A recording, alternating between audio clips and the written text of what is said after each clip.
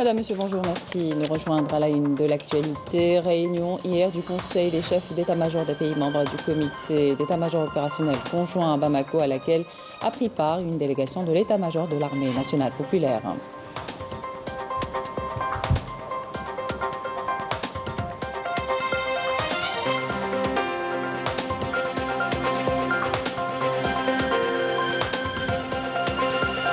L'opération de distribution des titres d'exploitation aurifère artisanale à Illizi a été accueillie favorablement par les populations du sud du pays qui y voient une opportunité pour le développement de leur région et pour lutter contre le chômage.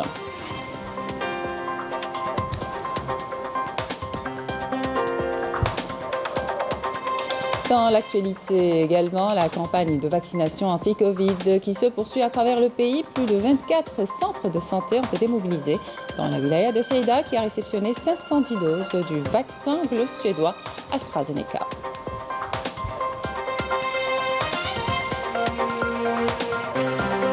À l'approche du mois sacré de Ramadan, les associations humanitaires en France alertent quant à l'impact de la situation sanitaire sur notre communauté à l'étranger, notamment la situation des étudiants algériens fragilisés par la crise.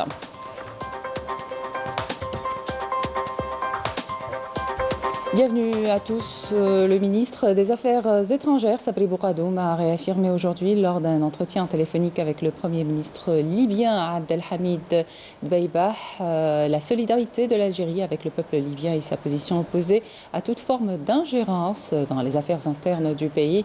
J'ai reçu avec un immense plaisir un appel téléphonique de mon frère Abdelhamid Dbeibah, Premier ministre libyen, auquel j'ai réaffirmé notre disposition à la coopération et à l'action commune afin de réaliser la sécurité et la stabilité dans le pays, a tweeté Bourgadoum. Les participants au forum de dialogue politique libyen réunis sous les auspices de l'ONU ont désigné vendredi dernier lors d'un vote Abdelhamid Dbeibah au poste de Premier ministre intérimaire qui aura pour tâche de préparer les élections de décembre prochain.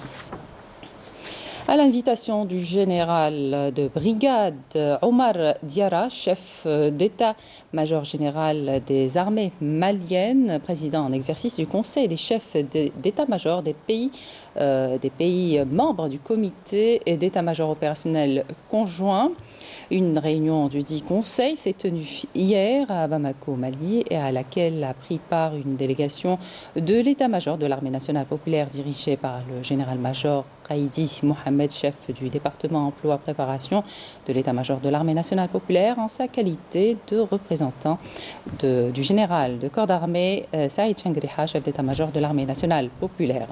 Cette réunion a été mise à profit par les chefs d'état-major du Mali, de l'Algérie, de la Mauritanie et du Niger afin d'étudier et d'évaluer la situation sécuritaire dans la région, l'échange d'analyse et le retour d'expérience depuis la dernière réunion du Conseil des chefs d'état-major tenue le 30 décembre 2019 à Tamanrasset, comme elle a été l'occasion pour enrichir et améliorer le fonctionnement du CEMOC et pour passer la présidence tournante du Conseil des chefs d'état-major de la Mauritanie. Dans son intervention, le général-major Raïdi Mohamed a insisté sur l'attachement du haut commandement de l'armée nationale populaire à préserver ce cadre de coopération, le comité d'état-major opérationnel conjoint au sein duquel les chefs d'état-major de l'armée des pays du champ échangent librement les analyses et les points de vue sur des sujets touchant au domaine sécuritaire de notre région. Il a également souligné la nécessité de conjuguer les efforts dans une coopération franche et sincère entre les pays du champ, basée essentiellement sur l'échange de renseignements et la coordination des actions de part et d'autre des frontières, en comptant en premier lieu sur nos propres forces et moyens.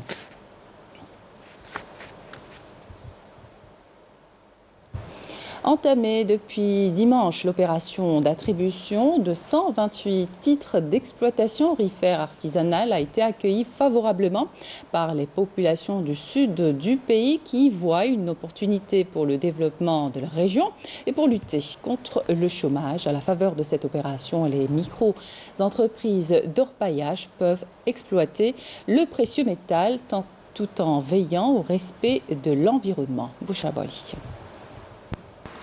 Au total, 128 titres d'exploitation aurifère artisanale ont été attribués à des micro-entreprises conduites par des jeunes entrepreneurs d'Ilizi, de Janet et de Bourj El Houess. Des régions désertiques devenues désormais l'Eldorado de ces nouveaux orpailleurs. Parmi les engagements tenus par le président de la République figure l'exploitation aurifère artisanale dans notre wilaya, Ilizi. Cet engagement a été concrétisé aujourd'hui sur le terrain à travers ces micro-entreprises qui ont vu le jour et qui pourront exploiter de façon réglementée ce métal précieux.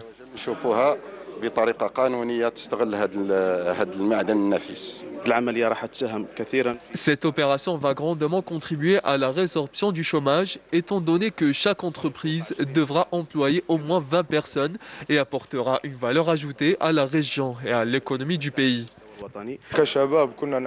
En tant que jeunes, nous souffrions du chômage et avec cela, nous pouvons être optimistes. D'autant qu'il s'agit d'une première étape d'une opération susceptible d'être élargie à d'autres périmètres aurifères. Ce n'est que le début, c'est la première étape de l'opération. Des spécialistes et des experts sont toujours sur le terrain pour inclure d'autres périmètres aurifères et élargir cette opération à toutes les régions qui renferment des gisements d'or. Dans la nouvelle Algérie, de nombreuses décisions ont été prises par le président de la République et relancées au Conseil des ministres. L'opération a commencé 3 mois plus tôt et aujourd'hui, nous récoltons ses fruits. Grâce à ces titres, les micro-entreprises d'orpaillage peuvent procéder à l'exploration et l'exploitation du précieux métal. Mais selon le cahier des charges, elles n'ont pas le droit d'utiliser des produits chimiques. L'exploitation de l'or se fera de façon écologique. C'est un acquis pour l'environnement saharien, pour l'Algérie de façon générale et pour l'économie nationale. À noter que les détenteurs de ces titres ont bénéficié d'une formation spécialisée dans l'exploitation artisanale de l'or. Deuxième et dernier jour du salon du safran au Palais des Expositions, paix maritime d'Alger, l'or rouge qui suscite depuis quelques années l'intérêt de nombreux agriculteurs. Le salon est organisé par la Chambre nationale de l'agriculture. Venus des 4 coins du pays, les producteurs tentent à travers leur participation faire connaître ce produit et ses vertus médicinales. Couverture, Marim Damis. Plus de 1500 safraniers exercent en Algérie. La culture du safran attire de plus en plus les agriculteurs. Ces derniers rencontrent de nombreux obstacles pour commercialiser leurs produits qui est d'une grande valeur commerciale et médicinale. L'exposition d'aujourd'hui leur a permis de promouvoir leur culture et leurs produits. Le problème, c'est la vente, soit en Algérie, soit à l'étranger. C'est la certification. Le problème, c'est la certification du produit. Nous n'avons pas d'organisme certificateur. Et en Europe, ils surprotègent leurs producteurs. Ils ne nous laissent pas rentrer facilement, pénétrer le marché de l'arme. Il faut la certification. On a l'organisme certificateur en Algérie. Aujourd'hui, on assiste à ce salon, afin de mettre tous les acteurs économiques, beaucoup plus les producteurs, avec des éventuels exportateurs de ce produit pour les mettre en synergie ensemble, qui puissent travailler ensemble. Sa culture diffère d'une région à une autre en fonction des conditions climatiques. Il faudrait récolter au moins 170 fleurs pour produire seulement 1 gramme de pistil. Et là, je présente mon safran d'Oran que j'ai planté chez moi à Misserguil. Je n'ai pas une très grande parcelle parce que je n'ai pas de terrain adéquat. C'est un safran qui est cultivé au littoral, qui pousse, c'est vrai, mais pas comme les hauteurs, parce que le safran demande et la chaleur en été et le froid en hiver. Dans toute l'Algérie, ça pousse le safran, mais pas partout. Et pour encourager cette filière, la Chambre nationale de l'agriculture prévoit l'installation d'une cellule dédiée à l'accompagnement des producteurs pour encourager et promouvoir le safran algérien. La CNMA, Caisse nationale de mutualité agricole, a lancé hier une opération d'ouverture de son capital social à travers des ventes d'actions. L'objectif étant de créer une banque destinée aux fleurs. Le coup d'envoi de l'opération a été donné à partir de Medjana dans la wilaya de Bourj Bouarerij. Couverture Smaïl Belqadia. La Caisse nationale de la mutualité agricole a organisé à Medjana, dans la wilaya de Bourj Bouarerij, une journée de sensibilisation sur l'ouverture de son capital social et la vente d'actions à l'intention des agriculteurs et éleveurs de toute la région. Des explications ont été données au présent afin de connaître les objectifs de cette opération. Les avantages, il y a la première des choses, création d'une banque spéciale, micro-banque, CMR. La deuxième point, c'est une caisse spéciale pour l'assurance mutuelle, comment dirais-je, sociale. La troisième point, c'est la sensibilisation de Fellah et l'aide de Fellah en cas de dégâts. Ayant répondu à l'appel de la CNMA, les agriculteurs et éleveurs présents n'ont pas caché leur satisfaction au sujet des avantages accordés. La caisse de la mutualité agricole, c'est notre caisse. Elle est là pour protéger les éleveurs bovins ou céréaliers. Alors on est obligé ou bien on est censé acheter des actions pour le bien des éleveurs et en même temps pour le bien de la caisse. Parce que il y a des projets à l'avenir dans le cadre de la CNMA, tels que le petit crédit qui sera destiné pour les éleveurs et en premier lieu pour les actionnaires. C'est de devient un partenariat mieux que d'être un client.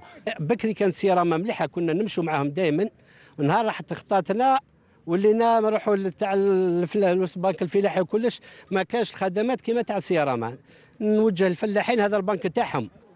Bourj Bouarerij était la première étape de cette opération d'envergure nationale pour la CNMA. Faire un massage cardiaque, une insufflation au corps stoppé, une hémorragie, autant de situations qui nécessitent des gestes salvateurs d'urgence. Alors si vous voulez apprendre à ces gestes pour sauver des vies, sachez que le Croissant Rouge algérien organise des formations aux premiers gestes de secours. Démonstration avec Lamia Boudbouda. Face à un arrêt cardiaque, le temps de prise en charge et les bons gestes à effectuer sont primordiaux.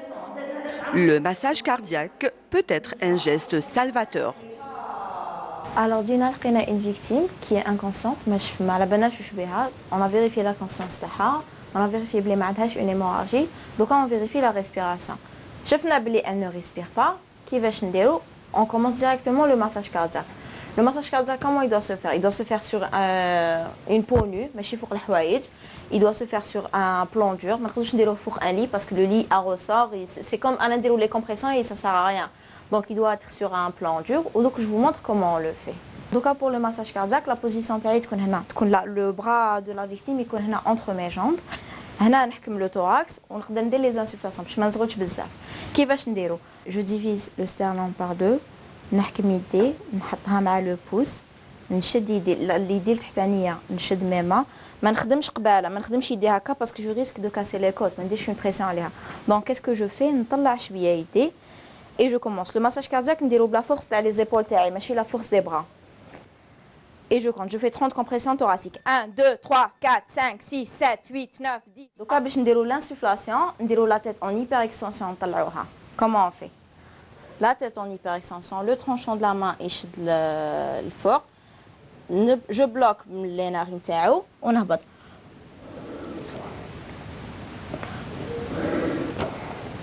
ندير deux insufflations. هذا هو le massage. Et je reprends le cycle تاعي 30 compressions thoraciques, deux insufflations. 30 compressions thoraciques, deux insufflations حتى يجو la protection civile. Corona oblige, il ne sont que 20 secouristes à suivre cette formation. Donc déjà, même si ma formation universitaire n'a rien à voir avec la médecine, Mais juste le fait déjà en plus d'être une obligation civique, donc de sauver des vies et d'assistance en personnes en danger, je trouve que voilà, justement sauver des personnes et avoir l'opportunité d'apprendre ce genre de choses en juste 48 heures, c'était une chance justement pour moi.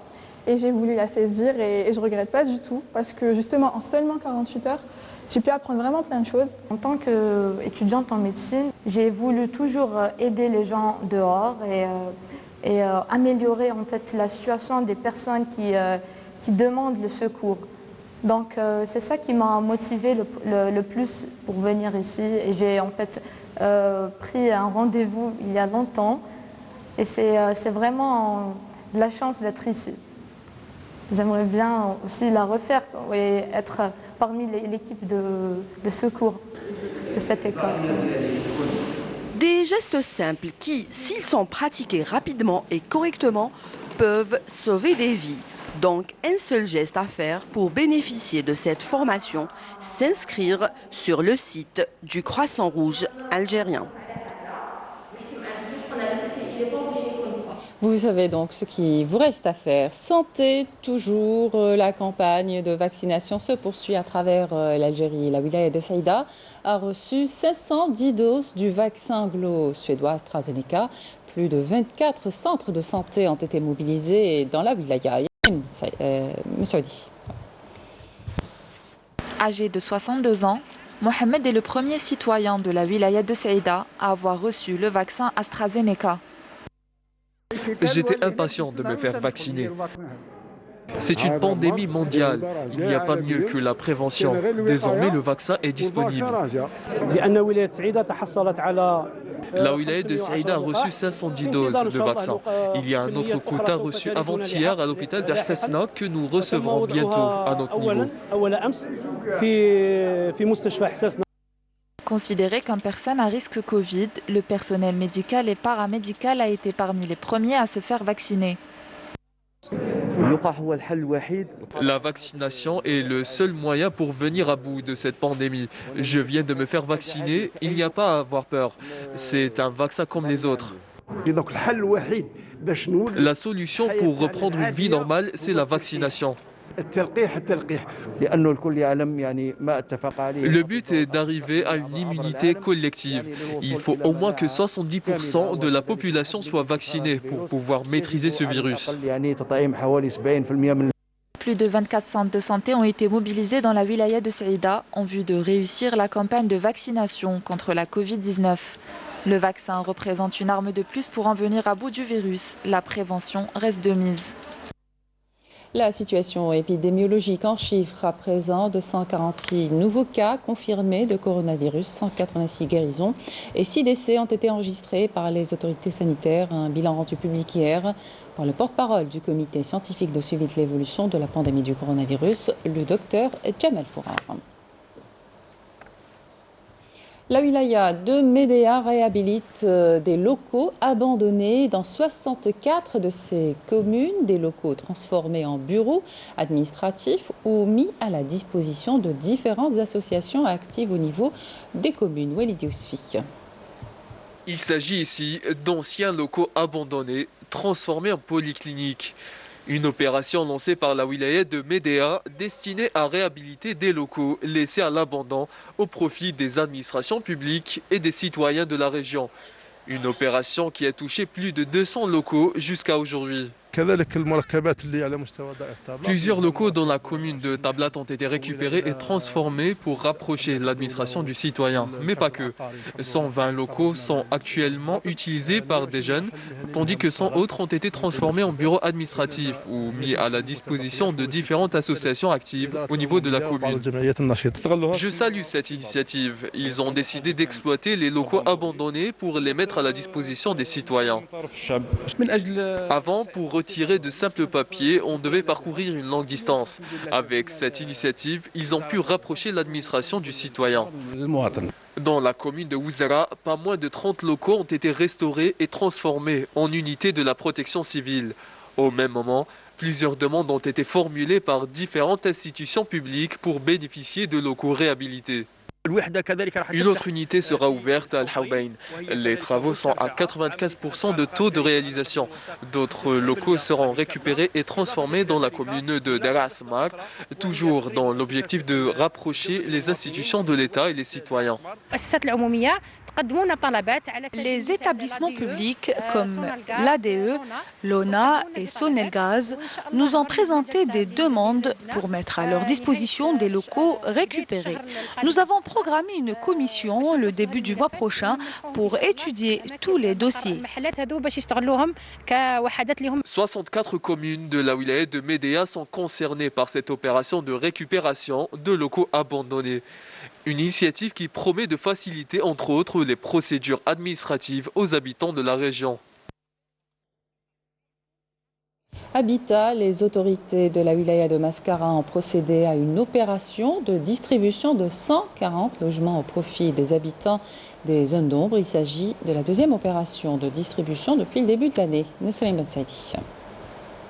Après plus de 20 ans d'attente, les habitants des régions enclavées de la wilaya de Mascara ont enfin bénéficié d'un logement. Il s'agit d'un lot de 140 unités distribuées au profit des habitants des villages relevant de la commune de Aouf, une commune classée zone d'ombre. Les autorités wilayales de Mascara, à leur tête le Wali, ont procédé à une opération de distribution de 140 logements. Il s'agit de la deuxième opération de distribution pour cette année. Des logements de type location-vente dotés de toutes les commodités nécessaires, à savoir l'électricité, le gaz, l'eau, le service téléphone et Internet, en plus de la disponibilité des infrastructures éducatives.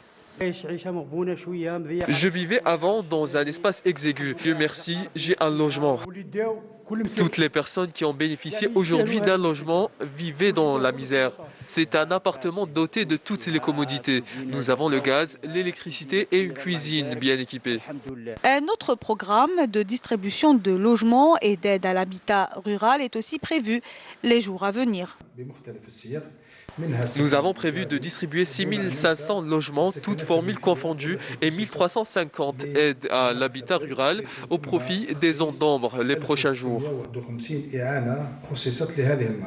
Ces logements location-vente sont répartis sur 5 sites au niveau de la commune de Mascara, alors que les habitations rurales sont réparties sur 14 localités.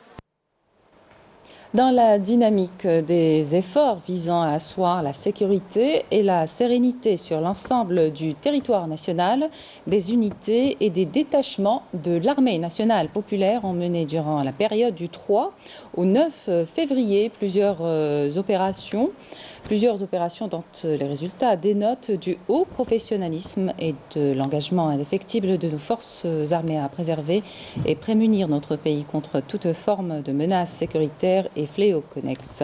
Dans le cadre de la lutte antiterroriste, des détachements de l'armée nationale populaire ont découvert et détruit à Tébessa et Skikda une casemate pour des groupes terroristes et une bombe de confection artisanale, tandis qu'un fusil à répétition a été saisi à Médéa. Dans le cadre de la lutte contre la criminalité organisée et encore continuité des efforts intenses visant à venir à bout du fléau du narcotrafic dans notre pays, des détachements combinés de l'ANP ont arrêté en coordination avec les différents services de sécurité dans diverses opérations exécutées à travers les différentes régions militaires. 16 narcotrafiquants et saisis de grandes quantités de cuivre traité s'élevant à 19 quintaux et 50 kg que les bandes criminelles ont tenté d'introduire à travers les frontières avec le Maroc.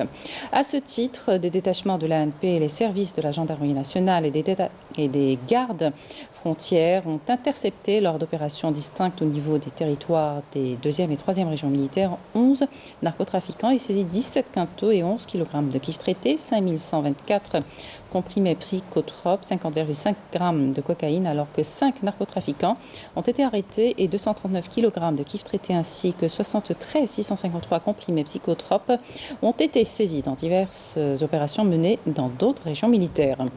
Par ailleurs, des détachements de l'ANP ont intercepté à Tamanrasset, Ingazem, Borjbadji, Mourtar et Janet 75 individus et saisi 19 véhicules, 153 groupes électrogènes, 92 marteaux-piqueurs, 10 tonnes de mélange de pierres et d'or brut, des outils de détonation et d'autres équipements utilisés dans des opérations d'orpaillage illicite ainsi que 66 tonnes de denrées alimentaires destinées à la contrebande tandis que 16 autres individus ont été arrêtés et 14 fusils de chasse, un pistolet automatique, 44 flacons lacrymogènes, 193 810 unités de différentes boissons et 4 820 unités de tabac ont été saisies lors d'opérations distinctes menées à Khanchla, Constantine, Annaba, Sétif, Gardaya, Biskra, Tiaret et Saïda. De même, des tentatives de contrebande de grandes quantités de carburant s'élevant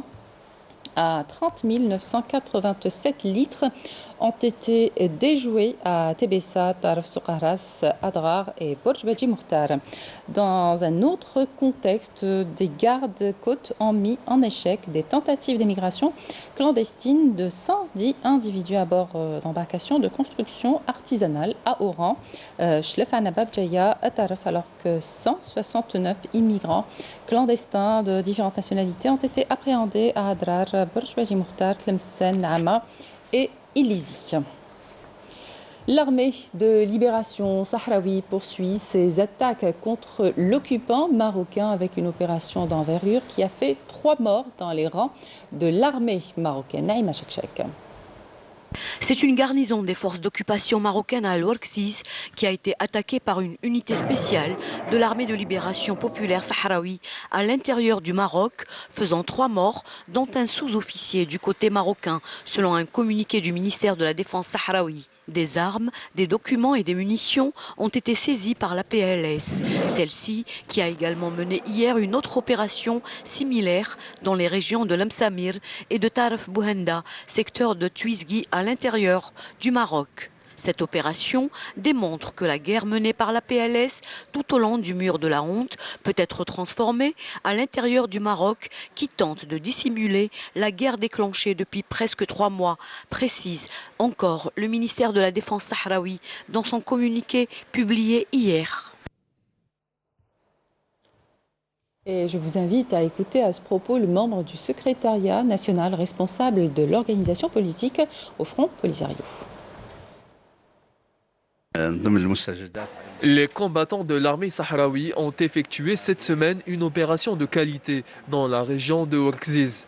Cela correspond à ce qui se dit depuis le 13 décembre, date à laquelle le Maroc a décidé de violer l'accord de cessez-le-feu de façon définitive.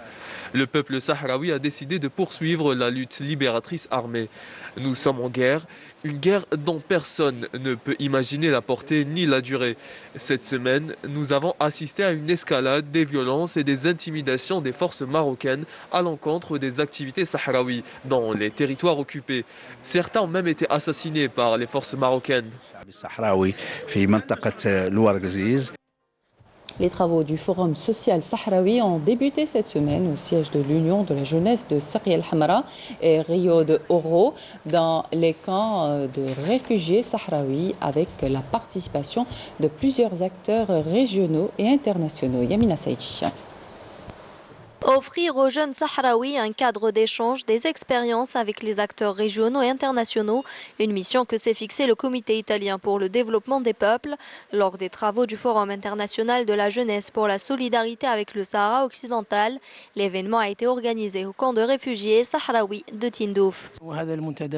Ce forum est l'occasion pour nous de plaider en faveur de notre cause et informer le monde de la nature de la société civile sahraoui et de véhiculer l'aspect humanitaire de cette cause et le besoin de conjuguer les efforts pour soutenir le peuple sahraoui, notamment cette conjoncture difficile. Les étapes de ce projet est concrétisée sous forme de formation destinée à la société civile sahraoui et aux jeunes sahraouis en matière de plaidoirie au profit de la cause sahraoui en impliquant la culture, la société civile et la défense des ressources naturelles au Sahara occidental. Le forum intervient dans une conjoncture délicate, notamment après les événements du 13 novembre dernier. En tant que jeunes Sahraouis, nous avons pu bénéficier d'une formation consacrée essentiellement aux technologies de la communication sur le citoyen actif et le rôle de la société civile.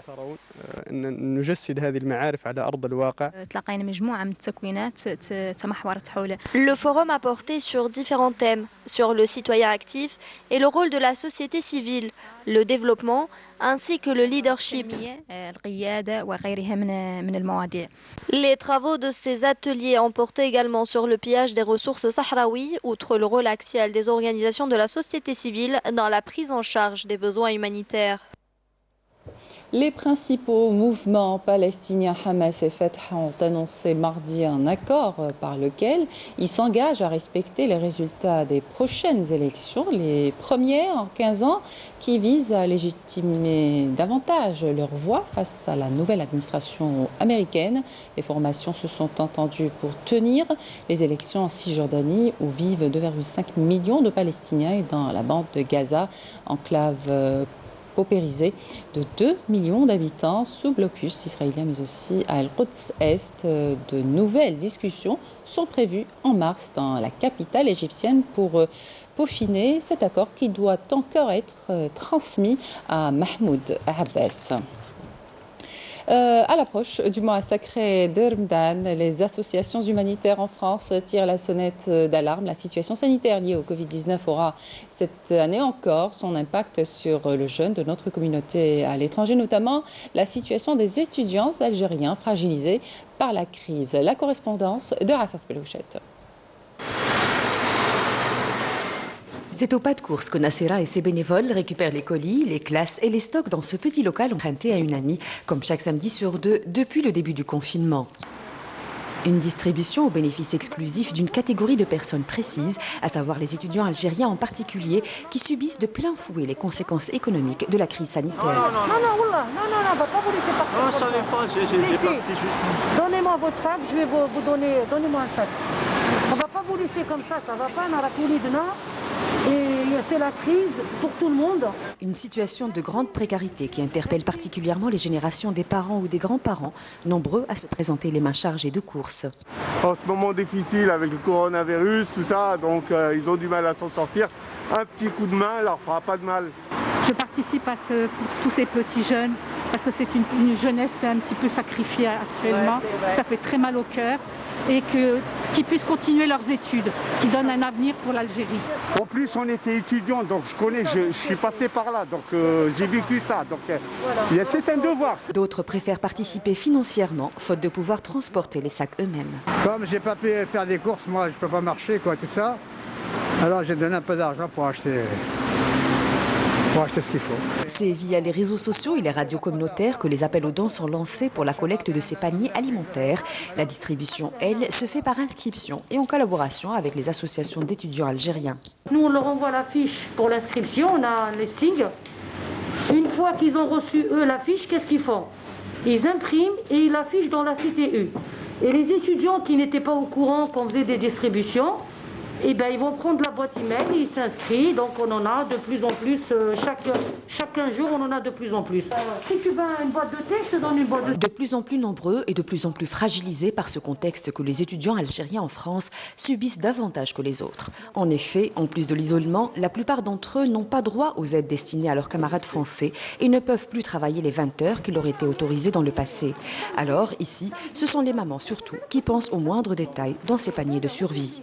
J'ai ramené de l'alimentation, j'ai ramené des conserves, des sardines, du thon, des pâtes, de la sauce tomate, du gel douche, du shampoing, enfin un peu de tout, des brosses à dents. Nul ne peut savoir combien de temps cette crise sanitaire et économique sévira encore. Mais les associations humanitaires en France tirent la sonnette d'alarme à l'approche du mois de Ramadan. Elles souhaitent que nos représentations consulaires les assistent davantage et notamment par la mise à disposition de locaux pour les distributions des repas de l'iftar, particulièrement pour les étudiants. Et c'est la fin de cette édition. Merci. Tout de suite, les prévisions météo avec Kamel Laribi. Excellente suite de programme sur Canal Algérie.